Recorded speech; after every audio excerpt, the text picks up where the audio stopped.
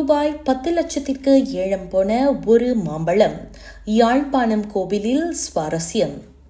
இலங்கை முருகன் கோவில் ஒன்றில் நடந்த மாம்பழ திருவிழாவில் ஒரு மாம்பழத்தை ரூபாய் 10 லட்சத்திற்கு ஏலத்தில் எடுக்கப்பட்ட சம்பவம் அரங்கேறியிருக்கிறது.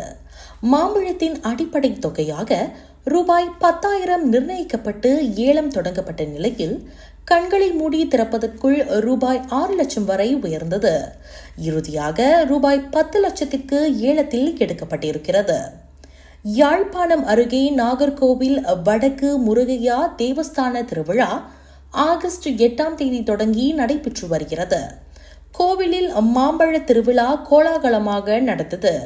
இதனைத் தொடர்ந்து உலக பிரசித்தி பெற்ற முருகன் விநாயகர் இடையிலான மாம்பழ போட்டி நடைபெற்றது.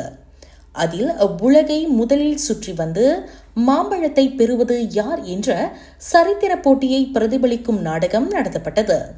இதன் பின் முருகன் மயில் ஏறி உலகை சுற்றி செல்ல, விநாயகரோ சிவனையும் பார்வதியையும் வலம் வந்து மாம்பழத்தை பெற்றுக்கொண்டார்.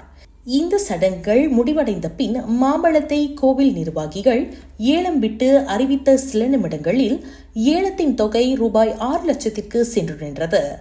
அதன் பின் சில நிமிடங்களில் ரூபாய் 10 லட்சத்திற்கு ஏலம் கேட்கப்பட்டது.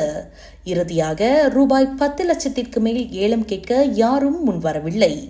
இதனால் ரூபாய் 10 லட்சத்திற்கு ஏலம் கேட்ட நபருக்கு மாம்பழம் அளிக்கப்பட்டது.